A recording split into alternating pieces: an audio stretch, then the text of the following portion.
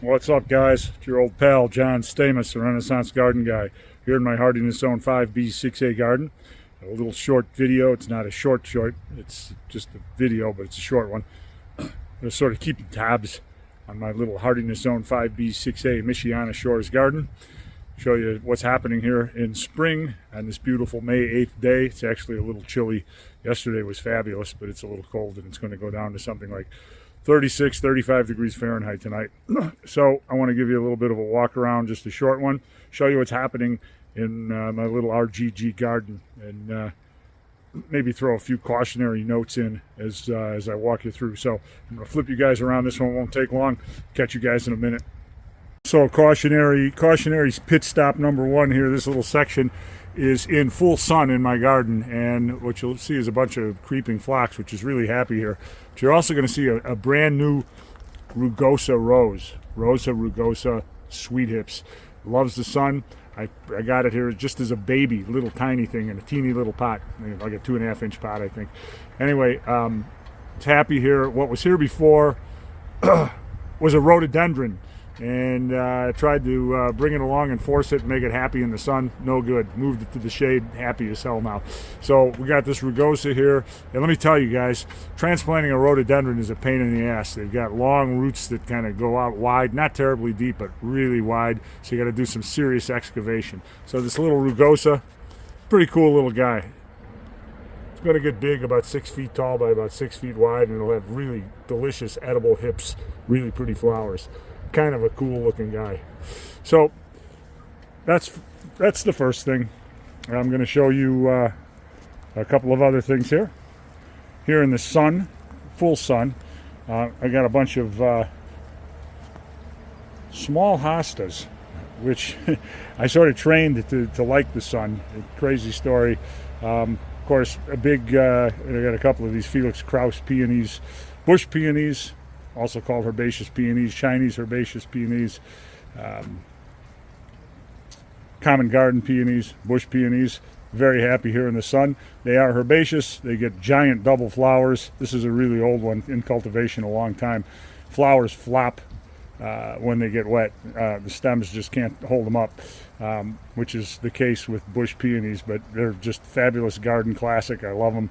And I got a few of these here. I got some Sarah Bernhardts all along this feature here, another Felix Krauss, and little poppies and bee balm and some sedum that likes the sun.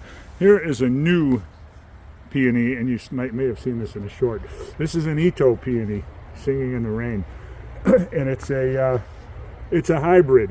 Ito peonies or intersectional peonies are hybrids. They are a cross between a bush peony and a tree peony. Dr. Toichi Ito in 1948 was the first guy to successfully make this cross. They combine the best of both worlds. They've got semi-woody, really rigid, strong stems. This thing's just a baby, and big, beautiful flowers, just like bush peonies. And the stems don't flop when they get wet. And like bush peonies, they are herbaceous, so you just cut them down in the fall. Pretty cool. So that's kind of what's happening here in this planting feature. And this is my lily patch, and it contains Asiatic as well as Oriental lilies, lots of those, and also daylilies, Hemeracalis, which are not lilies at all. Of course, my big blue and white hill has got all sorts of good stuff coming up. I'm going to give you a good cautionary, and show you what happens here. We had a really dry last fall, all winter, and spring, dry as hell. As a result, several plants that should have been living and doing very well in this planting feature here did not. They did not survive. Hardy violas and Missouri evening primroses, and a few echinacea, a few coneflowers. When I first excavated, I also lost a butterfly bush out here. It's a big blank spot where the butterfly bush was. Really tough to lose those things. When I excavated that dead butterfly bush, I went down about a foot, and the ground was just dry as a bone. It's been really, really dry here. So I planted yarrow here, and also a Liatris spicata right here, cobalt. And there's phlox here, which always does well. rhododendrons, doing well. And I'm trying to think if there's anything else I should show you over here. But I mean, that's sort of what happens when you have a really, really dry, especially 3 seasons in a row. And I didn't really mulch, so I did some mulching here. And you can see it looks a little orange there in spots. That's because I threw some ground cayenne pepper there. Keeps my pup Holly from digging, and also keeps other little critters from digging too. So I'm going to move over to another spot here in the garden, and this is my blue and white hill. Everything that grows in this hill is blue and white, and everything is really starting to come on. Some new additions include a couple of Orangiums, beachside blue sea hollies. There's 3 of them.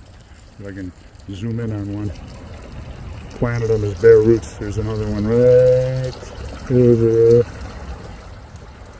here. Pretty cool little plants.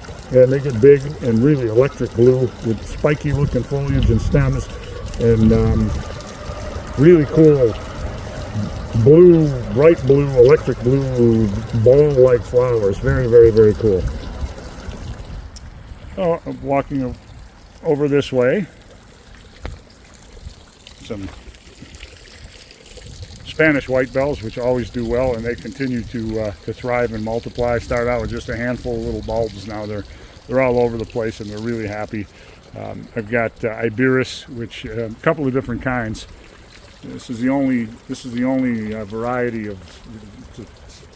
Can't remember exactly the name of this one, but it's the only one of its kind here. The others are of a different variety, and you can see where I've split them and moved them.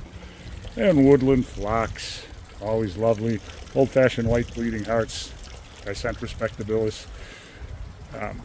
The woodland phlox is really pretty. And then lots of Virginia bluebells. These things started out, I started with 3 bare roots, and they've exploded here over the years.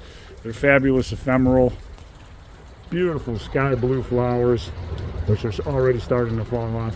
And these things, I mean, it's May 8th now, but by the middle toward the end of June, they are gone for the summer. They come back again in the fall.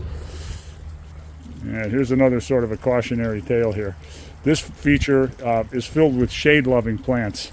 Unfortunately, it's also filled with 5 hardy hibiscus, which are not shade lovers.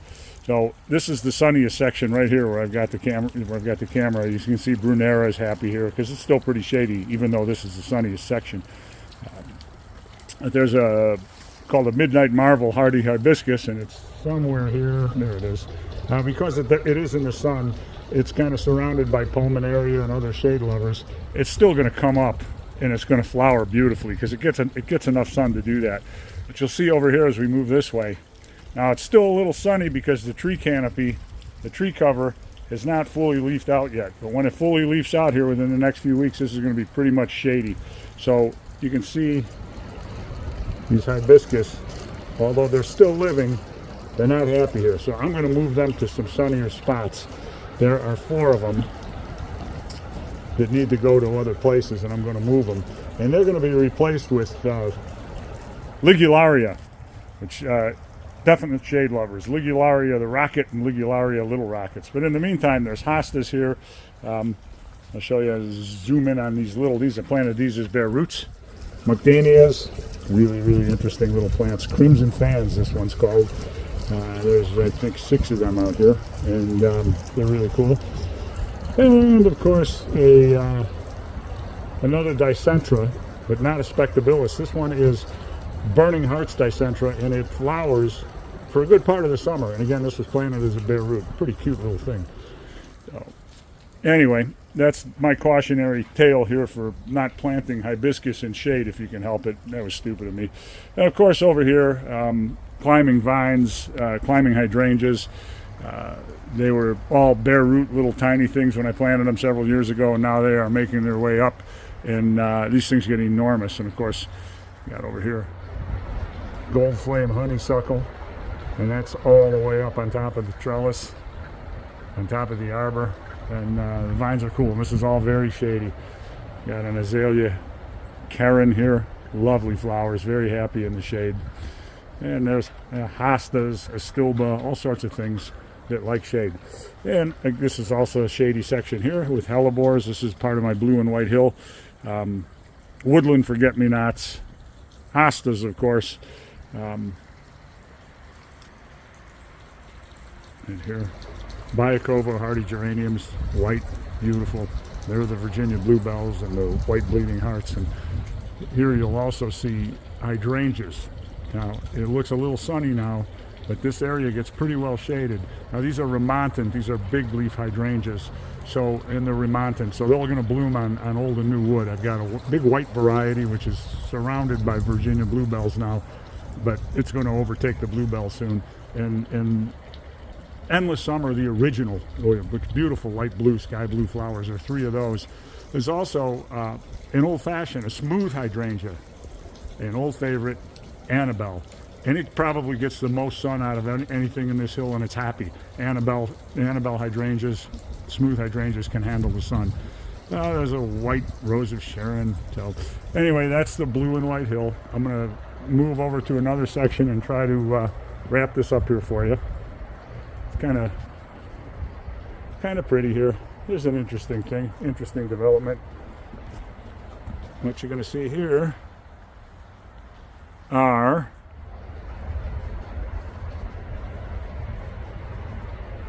Narcissus Ehrlichia. They're known as summer cheer or sometimes spring cheer daffodils. And they're interesting. They're a little different than regular daffodils because when you get the bulbs, you plant them in the spring. And they come up in the spring. In their first year, they actually flower in the late spring, early summer, even close to midsummer sometimes. After that, they get into a regular daffodil kind of routine and come up in the spring, but kind of interesting. I'll move it to another section here. This is my rose garden. Lost a couple of miniature roses because of the 3 to be exact, because of the dry conditions. They don't root as deeply as some of the bigger bushes. As a result, those, and even though they were mulched in, those roots just got desiccated over the winter, and I removed them and replaced them with some larger bushes. Got a few English shrub roses in here and some floribundas. And I'm thinking, guys, that this might be the end of our little tour. I could show you a few more things, but I won't. I know you've got other things to do. Appreciate you coming, checking out the channel, hanging out with me here a little bit. Flip you around. Let's do that right now. Well, I want to thank you guys for coming by and for watching the vid. Make sure to visit the Renaissance Garden Guy digital publication. The Renaissance Garden Guy, it's at renaissancegardenguy.com. It's a wonderful publication. Fabulous website with all sorts of great writing, a lot of wonderful contributors, fabulous content, different categories, not just gardening, a lot of original creative works. We talk about the fine and decorative arts, performing arts, science, nature. It's a wonderful, wonderful site, renaissancegardenguy.com, the Renaissance Garden Guy. And of course, click subscribe here. In the meantime, I'm going to let you guys go. So it's your old pal, John, the Renaissance Garden Guy, signing off. Catch you later, guys.